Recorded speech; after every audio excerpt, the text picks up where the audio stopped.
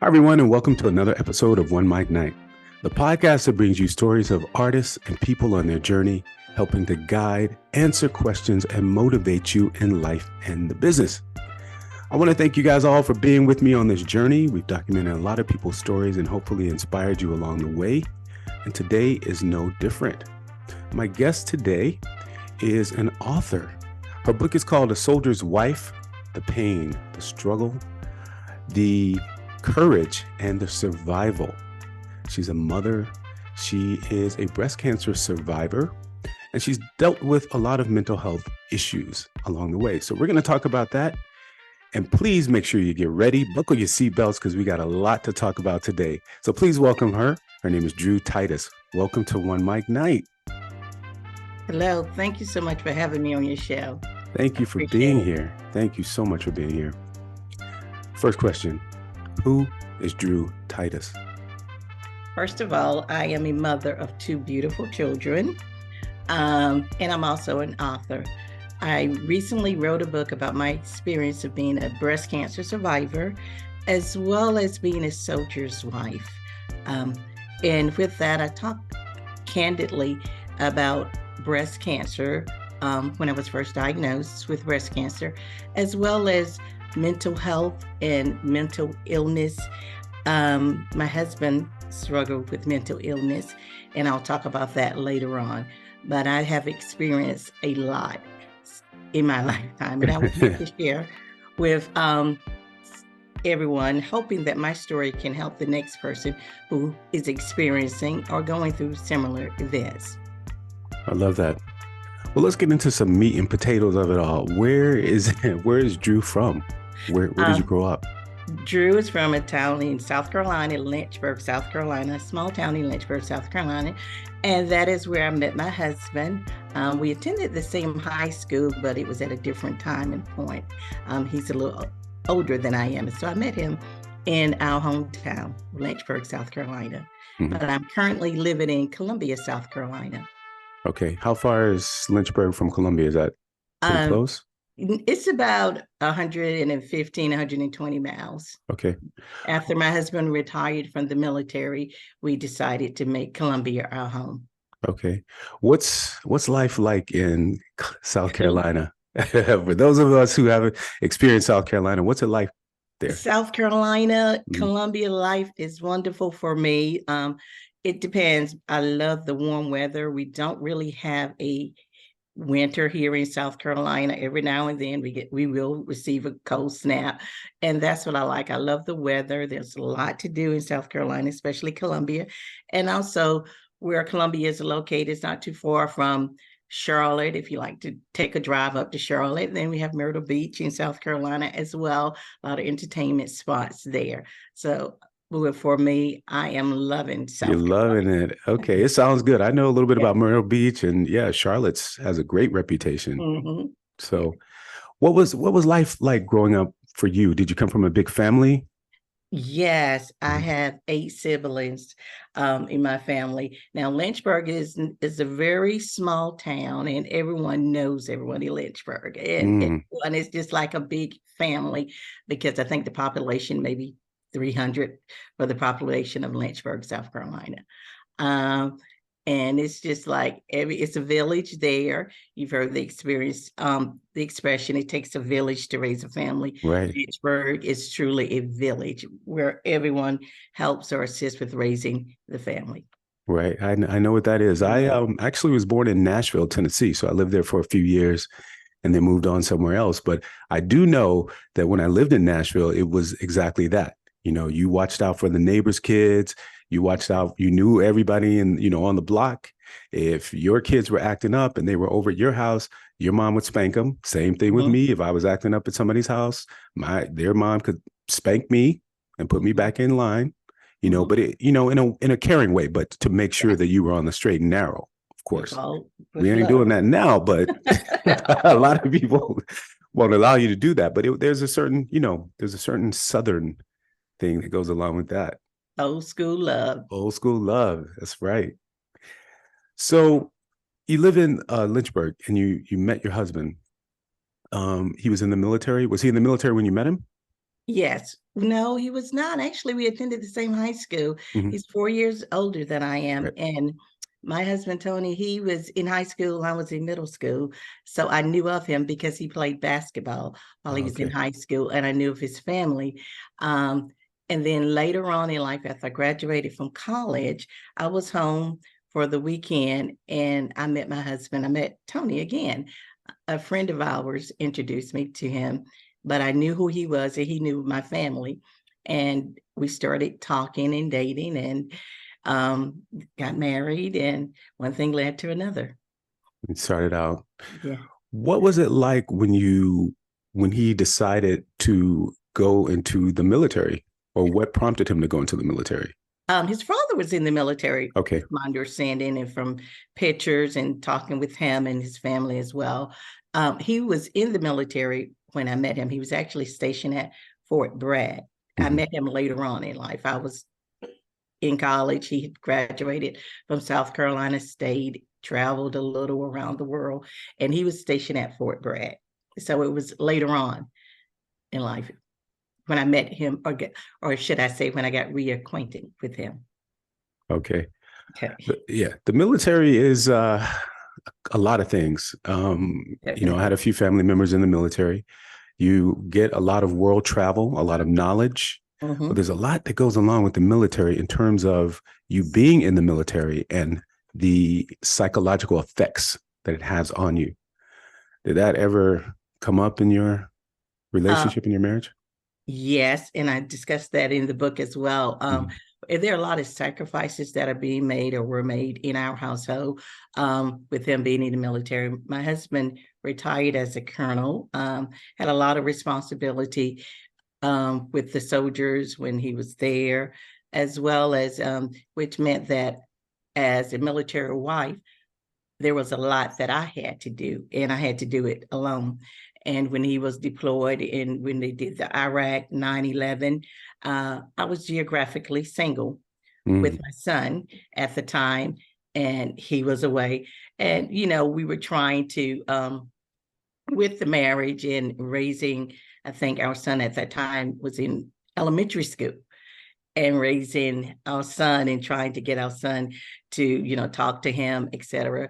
That was a little challenging with the time difference, but I always remember how my husband would stay up late because of the time difference. So he could call our son early in the morning before he left to go to school to say good morning to him. Oh, wow. Yes. And Wow. don't you, you need to be resting. He said, yeah, but I wanted to say good morning to our son.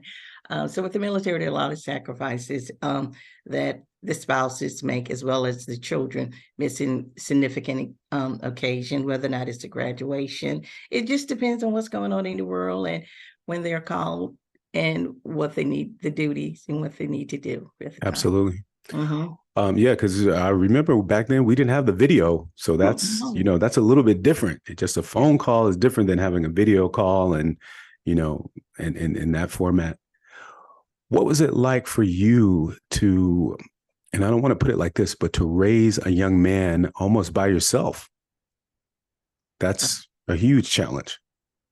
Well, I had a village. I had help from my siblings raising him, but it was just like, it was difficult. It was challenging. As I stated before, wanted our son to know who his dad was and the reason why his dad wasn't there.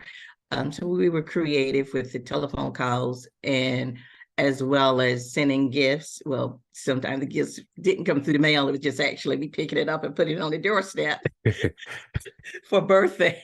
Right. I understand that. You remember getting a gift or something special from his dad, but it was challenging doing it all. And there was a time, and I know we're going to talk about this later on, where it got a little challenging with me trying to raise not only our son, but our daughter. And I had breast cancer at the time. That was the most challenging. Talk about it. Where put us in that space where you were, because you have two kids and then this comes on. Okay.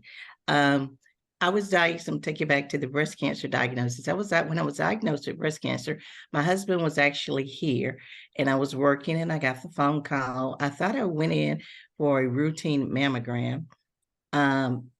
And when I got the phone call, I was working and organizing a function for breast cancer awareness and didn't realize, and I've done that for years, that one day I'll be organizing something for myself for breast cancer and breast cancer survivors. Wow.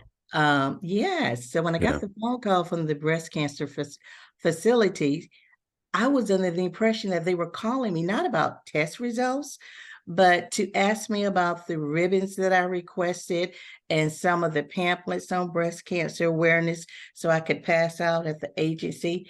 And I was like, thank you for calling me. And she said, well, I have some news for you. And I was like, okay, I need about 300, da, da, da, da. She said, I'm not calling you about the pamphlets. I have your test results.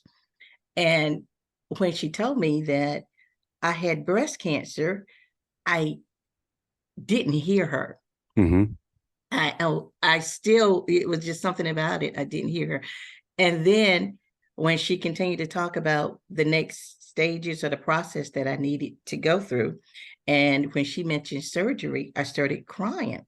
At the time, my husband was stationed, no, he was here.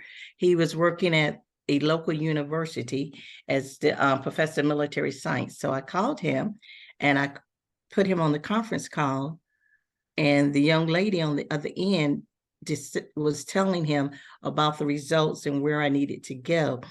And I didn't realize how emotional I was. I started crying, and neither my husband Tony or the lady said, okay, we need to take a pause. They continued talking over me crying. Mm-hmm. And afterwards, he told me that he was on his way home and to pick the kids up. And of course, both of the children were closer to me, and it was my responsibility. I was in a routine of dropping them off and picking them up. And I picked up both of the children, and we got home that night. And I remember I was still emotional. I was crying. And I What was went in. going through your mind at that time? I was thinking, when you first hear the diagnosis of cancer, you think that it's a death sentence. Mm-hmm. And I didn't know, what was going to happen. I was thinking about my daughter. My daughter at the time was 6 months old. I was breastfeeding my daughter. She was 6 months old. Our son, I think he may have been 6 or 7 at the time. And I was just thinking, what am I going to do? What is going to happen to our children? Children needs parenting. And I knew how my husband's schedule was. And I knew that both the children as well as my husband, they needed me. And I was just praying and crying. I thought that was the end with the diagnosis of breast cancer. Unfortunately, 6 months, I think 6 months later, after I had the surgery and treatment, and after I went through everything with the breast cancer, my husband was deployed. He was scheduled for deployment. So that meant that I was home. Oh, wow. Yes, with a 8-month-old or 9-month-old baby, and my son. We did my husband hired a lady to come in and assist me and help me with that. And he came back in December, but I was scheduled for another surgery in December. I think it was reconstruction surgery that I had in December. They wanted to wait until after the treatment. So he flew back home in December for that. But he left. He was deployed. He was overseas. I can't recall exactly where he was located at. But the entire time when I was there, I didn't want our children, especially our son, to see the condition I was in.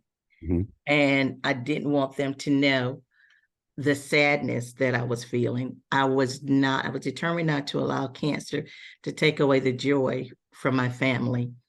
I wanted to do everything, keep them in a normal routine with the reading the books, going places, taking, I think our son may have been playing t-ball or some type of sports at that time, taking him to the activity, going to the movies. I didn't want cancer to interrupt any of that. My sister helped out. She attended some of the functions with me. because she knew I couldn't do that, as well as it was a point whereas I could not lift our daughter because of the weight and putting pressure to lift immediately after surgery.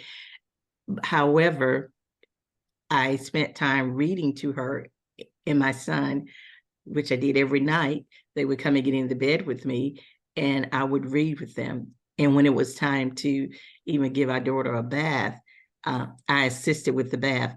I couldn't do much, but I just didn't want cancer to dictate what I could do. Dictate your life, yeah. And what I could not do, especially when it came to my babies, my Right. children. And that was one of the things that motivated me and kept me going through everything, through my surgeries, the pain, everything I struggled with was my family and keeping my family together. That's a lot of pressure. And as you said, you put your motherhood first, meaning that you put your children before yourself.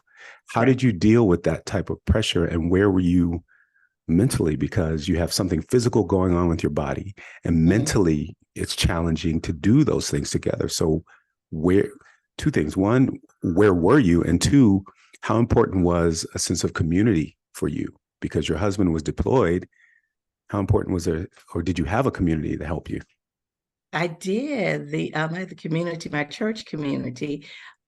They knew that I was home alone, and my husband did. We had an individual who was coming 2 or 3 days a week to assist me in doing things around the house. And my family, my immediate family, most of my family live out of state, but I have a sister who's here with me. She came over, and that was very important for me to have them to just come over and do things that even if it was just the laundry, so to give me time to spend time with my children. The church, they came over, they prepared dinner. They helped in any way that they could. I think our son was in the band. They attended some of his performances while he was doing the band, if I could not do it. So it was very important. It helped me emotionally because I thought about, if I'm not here, if anything was to happen to me, what and how our children would be raised. I knew my husband would be there, but what help would he have? And so to me, to see my sister as well as friends in the church community stepping in, and sometimes some of the people just stepped in without me even asking. I opened the door and there were people there to help me. And that was very important because it was like a sense to say, hey, there will be someone here to help if you're not here. It wasn't a relief, but it was just a sense of saying, hey, you have help. Right. And when you're in that dark place, and I know it's a dark place at that time, it's hard not to think about what the finality of it all is. And, it's like, how do you keep yourself motivated just on not even just a daily basis, but an hourly basis? Every minute, what keeps you motivated? You know what I mean? And you have to find that light that keeps you going. Yeah. The children wanting to be there for the children and wanting to be able to provide for your children. You will fight mentally, physically, whatever it takes when it comes to being a mother or for your children. It was my family, my husband, my family, my children. That's what kept me going, even when I didn't feel like it, when I was drained, if I was in pain. And my mom, she was come up and help as well. And just encouraging you, one step at a time. I receive a lot of emotional support from the community. And it started out, the emotional support from the community came in because our son, he knew that there was something wrong because a lot of people were coming over to the house and bringing food, including the church members, family, and friends. And he knew I had surgery. And he was a very intelligent young man. And he started doing research with the computer when he found out that I had breast cancer. And we told him that there's no cure for cancer, but there's treatment and research. And the more research, you get medication, surgery, etc. So one day he came home and he made posters and he was like, Mom, I want to do a lemonade stand to raise awareness as well as money for breast cancer research. Drew, don't take me there today. Don't take me there he was in today. elementary school. Oh, man. And he did his posters. And I was friend at the time with the young lady that's a local reporter. And she came out and she interviewed him. And he did his lemonade stand in the church, and everyone helped him prepare the lemonade, and they broadcast it on the news. And the community that I lived in realized that I was home and I had breast cancer. And they knew that I also had a infant, a 9-month-old baby, and another child that was in elementary school via the news. So we received more support. We received support from the military family, my church family. So I had a lot of support that I didn't even realize. I had a lot of people praying for me at the time. I didn't know. And after the story aired, it just took off, where people just started sending us stuff and prayers, just cards. It was amazing for my son to take on that mission. And I was like, oh, yeah. That's incredible. Yeah. That's incredible. Yeah, shout out to your son again. What's his name? His name is Anthony. And as a result of, he wanted to know about research, he went to Vanderbilt University and graduated from Vanderbilt University with a degree in biomedical engineering, and is now in New York. He graduated from NYU with a degree in clinical research, and he's working in a research lab. Look at that. Mm-hmm. Yeah. It was in that moment that the light shined upon you. Yes. You know that, right? Yes, I do. Wow, that's incredible. I want to ask two things. One, had you been taking mammograms prior to that? Yeah, prior to my diagnosis. Your diagnosis? Yes. Okay. And that's why I thought it was a routine mammogram. Gotcha. At a certain age, you go in and you start doing your mammogram. And I thought it was a routine mammogram. I felt a lump, and I have had problems with cysts prior to that. And they said in the African American community, the breast is more dense. That's what I've heard from doctors. And so I thought it was just another cyst that I've had from previous, doctors examining me and et cetera. So when I went in, I did the mammogram, they did an ultrasound, and I really didn't think anything of it. And, I wasn't going to claim it. I believe in, not claiming or speaking it. Right. You can speak it into existence. Exactly. Yes, that we don't want to do. And I didn't want to do that. But I didn't think it was breast cancer or a form of breast cancer. I was familiar with breast cancer, lost 2 friends to breast cancer. And I was always doing charitable events, the breast cancer walk, and any event related to and supporting breast cancer. Okay. I do want to, before we go any further, I want to read a couple of statistics from the American Cancer Society. Breast cancer is the most common cancer in women in the United States, except for skin cancers. It's about 30%, or 1 in 3 of all new female cancers each year. The American Cancer Society estimates for breast cancer in the United States for 2023 are about 297,790 new cases of invasive breast cancer will be diagnosed in women. About 55,000 new cases of ductal carcinoma in situ will be diagnosed. About 43,700 women will die from breast cancer. Those are staggering statistics. Mm-hmm. And it's higher in the African American community. Right. When you talk about breast cancer, and from what I've learned a couple of things. Number one, with breast cancer, as you stated, there are different, I said types of breast cancer. And the reason why I said types of breast cancer, because you have invasive, non-invasive, hormonal, HER positive 1 and 2, all those factors play into the type of cancer and the type of stages. I think the stages run from 0 to 4. So an individual can be diagnosed with this aggressive breast cancer. An individual can be diagnosed with, and I'm not a doctor, but a stage 1 and can have the HER2 invasive, which is completely different from another individual. So the outcome can be different, the treatment can be different.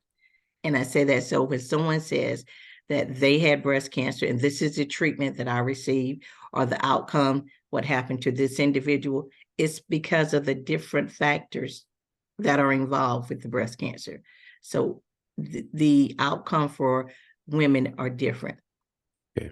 So the best advice is to have your mammogram. And if you are diagnosed with breast cancer, be knowledgeable, learn about the different type, the stages, and what you need to do. My breast cancer was hormonal breast cancer, and it was non-invasive. So my treatment was different, and it was not an aggressive form of breast cancer. And I started out with a lumpectomy. And I thought that I was just going to have the lumpectomy because they told me at the time that the cancer was in a central location. And they were going in to remove that, and they were going to do remove lymph nodes to test to see if the cancer had spread to another part of my body. That night, when I came out of the operation room, my physician told my husband at the time that I needed to come back in a couple of weeks. And I thought I was going back, just for a follow-up. Mm-hmm. But when I went back, I was told that I needed to have a full mastectomy. And mm-hmm. the reason for that is because the breast cancer wasn't centralized just to the location where they thought it was initially. And they did not realize that until they started the procedure, and he did tests, and he realized that it was throughout my entire breast. Oh, I see. Yes. So be knowledgeable about the different types, which I was not aware of. The other advice is it's always good to take someone with you. I'd say a neutral friend, someone who's not emotional. I couldn't take my sister because she was too emotional. My husband, he was good for taking notes. And I guess that came from the job, from working in the military. And he would take notes, and we would go back and read over the notes in the evening. But it's always good to have a friend or a confidant, someone who's not emotional, someone who can take notes, and someone who can ask the questions that you may not be thinking about asking because you are emotional. Right. So, and it's a lot of information. There's a lot of information. Yeah. And today you can also take your cell phone, and you can record what the doctor is saying to you and go back and try to digest and understand exactly what was said. And also you have there's a my chart that they have on the system now where you can pull the notes, your clinical notes on, and read the notes from what was said from your visit, which we didn't have back then in the day. Right. And that helps a lot to be knowledgeable so you can know the type of cancer, the stage, and your treatment plan. Absolutely. And that's with cancer. That's with any kind of, illness you have now. We have to be diligent in doing our own self-diagnosis and being knowledgeable about, our bodies, our own body, as well as any kind of treatment that may be out there, whether you subscribe to homeopathic medicines or, whatever. Absolutely. It's definitely important. Yeah. During this time, there were other things happening with you, with your husband, with. Yes. Went through breast cancer, with the children.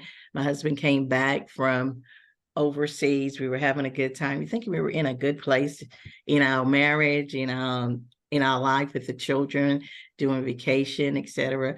We talked about the military, and the military can be stressful. And there was a time where my husband was drinking when he was deployed, as well as when he came out. So my husband started to drink a little too much. And also my husband started to lose weight, a lot of weight. And I noticed, so we went to the doctor. We were given a couple of diagnoses, but my husband was still not feeling well. And it was on that, I think we were watching, my son was watching a football game with his friends, and I went out to get food, and I came back and my husband was in the bed all day, which is not like Tony to just be in the bed all day. And he said that he was just sick. He couldn't move. He was weak. Took him to the emergency room. And when we got the lab results back, the doctor went over the numbers, and I was familiar and I knew how to read the numbers based on my experience, So when they give you the lab report, they have a little disclaimer about what's not in the range. And the first thing that I noticed was his white blood cell count was elevated. Mm. And when I was looking at the notes with the doctor in the emergency room, and he went through a couple of other things, and he was like, well, I think you need to follow up with an oncologist. And when I heard the word oncologist, I knew cancer. Yeah. Wow. Fast forward, my husband was diagnosed with leukemia. Oh, gosh. Not one form of leukemia, but it's CMML, myeloma, and I'm going to mispronounce the second one, leukemia. And we started taking him to the oncologist, and we were told, my husband and I was told that he had about 6 months to live. We went home, and we had to get the paperwork from Fort Jackson because he was still active duty, and he got sick, and I took him back to the hospital, and they admitted him to the hospital while he was in the hospital just before the Christmas holiday. Christmas again. Oh, boy. And it was just before the Christmas holiday. And so we had to, I took him to the emergency room, and they kept him because his numbers were so high with the fever. He was not fighting off an infection. And my family and friends stepped in again. My son was in middle school, I think, at this time, and our daughter was in kindergarten. And they stayed with them, and I stayed with my husband because he was really weak. And there were times at night, whereas I would stay with him at the hospital in the evenings, and I would get up in the morning and go back home and get the children out of bed so they wouldn't know that I was not there. Harmony was young. She didn't realize that both her parents were gone. And I would take them to school, go back to the hospital and stay with him. And then 4:00, go back, pick him up, do the homework. I didn't want to change their routine. I did the homework, cooked dinner, put baby girl to bed, and 8:30, I was back at the hospital. My husband came home, I think, a couple of days before Christmas. And when he got home, I realized that I didn't do any shopping or anything for the kids for Christmas. Oh, wow. So I went out and I did that, but we found out later on that the only thing that was going to save his life was a bone marrow transplant. So we got on the computer and we looked, and we went to Duke, and they did the bone marrow transplant. I stayed with him in Duke for about 3 months, and the children stayed home, and the family members stepped in with the kids. I drove back and forth from Duke, which was about 4 hours from Columbia, 2 to 3 times a week to take care of the kids, as well as my husband, because he needed me there with the transplant. He was doing well with the transplant. He came home, wasn't able to continue working. He retired, and everything, thought everything was going back on a good path. But with that being said, there was, Tony worked in the military for almost 30 years, had his routine, and to have everything just change in a sudden moment to him, and he was already dealing with PTSD and some other issues. It was very difficult for him to not be able to do and provide for his family in the manner in which he was accustomed to. So that would take you on to, that was part of the struggle I discussed in my book, was with him with the alcoholism as well as the mental health issues. Watching him standing in the middle of the kitchen in the middle of the night, or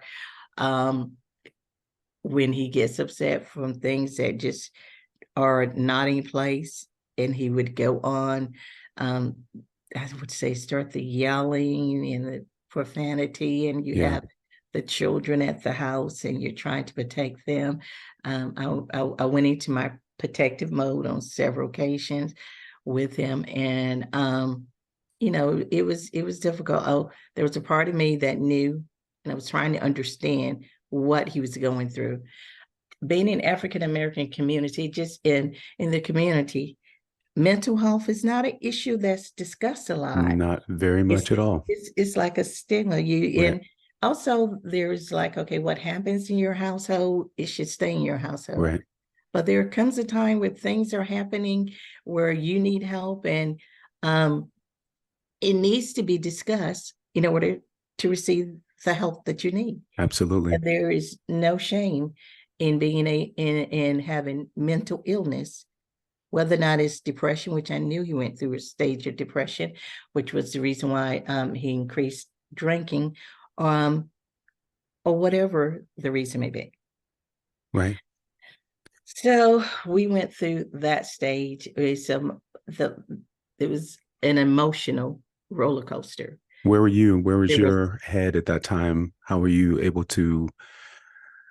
I'm going to say a superwoman at that time, because you were trying to navigate your relationship with your husband, providing for the kids, making sure they were okay mentally, making sure they were okay mentally before your own, Correct. mental health. So, and your husband's too. So you had, two situations here.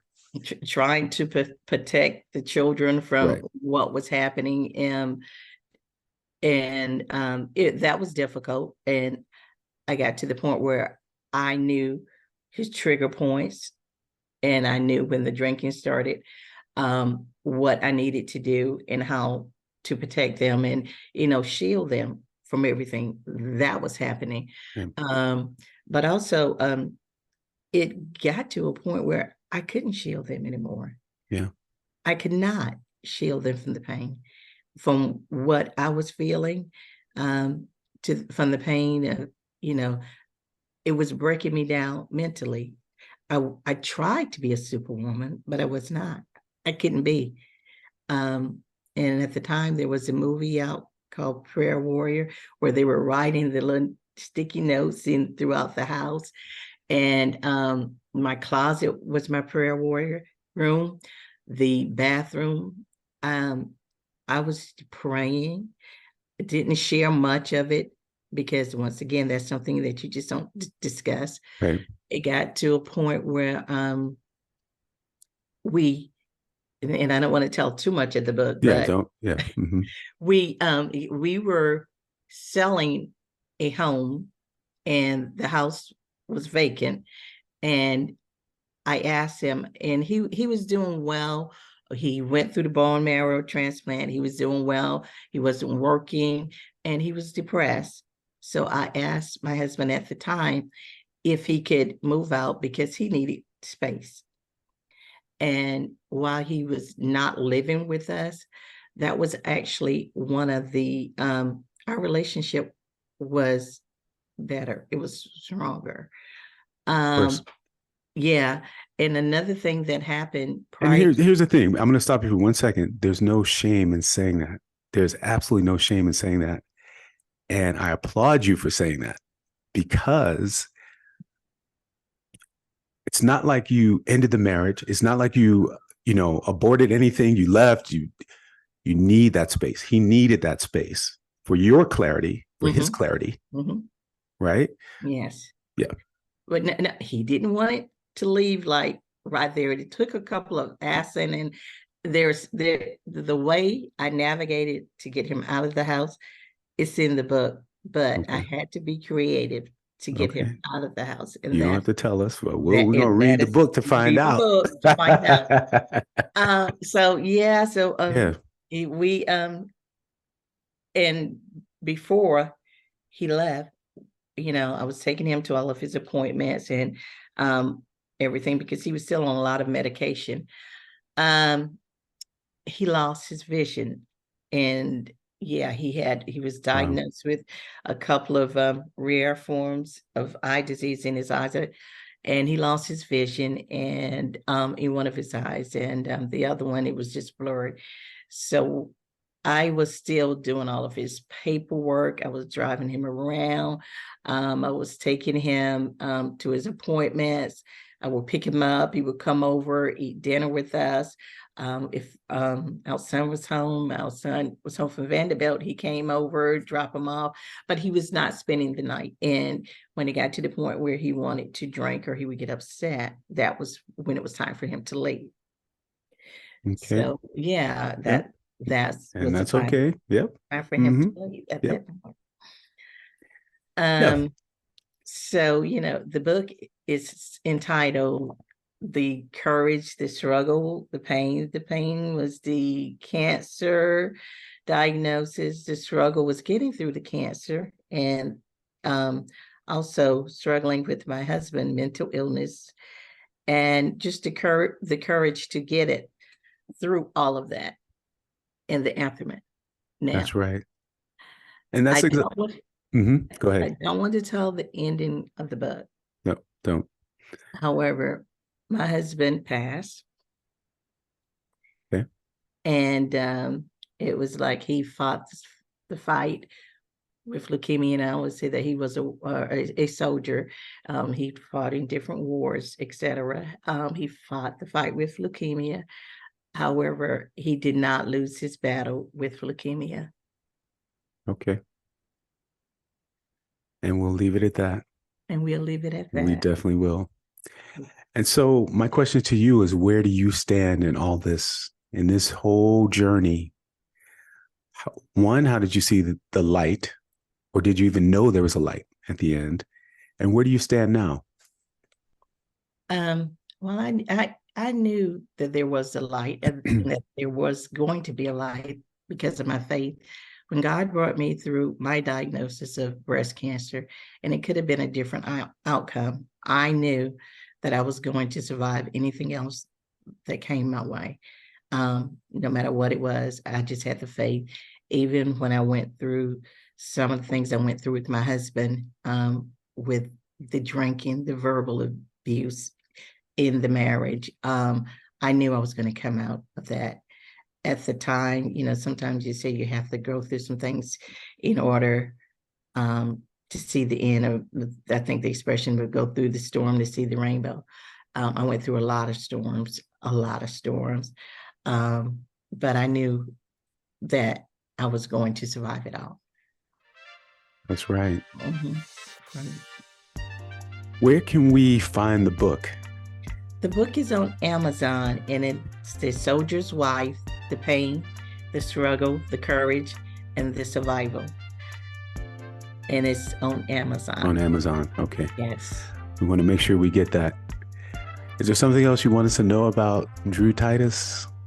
No. We had a lot of story today, and we had a lot of inspiration from you today. As for me, no, I think I shared a lot. You're like, what else is there? I just laid it all out for you. Yeah. I shared quite a bit about me personally today. Well, I want to thank you for sharing your story, inspiring us, seeing the light, showing us the light, and letting us know that we can all make it through, no matter what obstacles are there. And also, I want to point out, too, you did a little something, and I think it's something you take a vow when you marry, for better or for worse. And it seems like you upheld that. I did. And it's remarkable. It's remarkable. So thank you for sharing your story. Thank you for having me. You're welcome. Everybody, the book is called A Soldier's Wife, The Pain, the Struggle, the Courage, and the Survival. You heard the story here, but you didn't hear the ending, and there's a lot more in the book. So please make sure you get the book. It's on Amazon. Her name is Dru Titus. I want to thank you. Please come back to the show and inspire us even more. If you want to just come on and have OneMicNite talk with us about mental health, when I have my psychotherapist on, Shane Mark-Tull, we can do that. Definitely. Everyone, thank you for, let us know too, how can we get in touch with you? We want to reach you on social media. On social media, on Twitter, @Dru55, Facebook, Dru Titus. There you go. Yes. Reach out to her, slide into the DMs. Be careful about what you say, but go into the DMs. And if you want to have her on your show, please have her on the show and help spread the word about this book. My name is Marcoso-Luis. Thank you for joining me, Marcosluis. You can always slide into my DMs. The show is called OneMicNite, OneMicNite. Make sure you like and share this episode. Also, check out my store. It's called Azules En. You know I got the merchandise there for you. Got some t-shirts and the mugs are here too. OneMicNite. See you next time. We're out.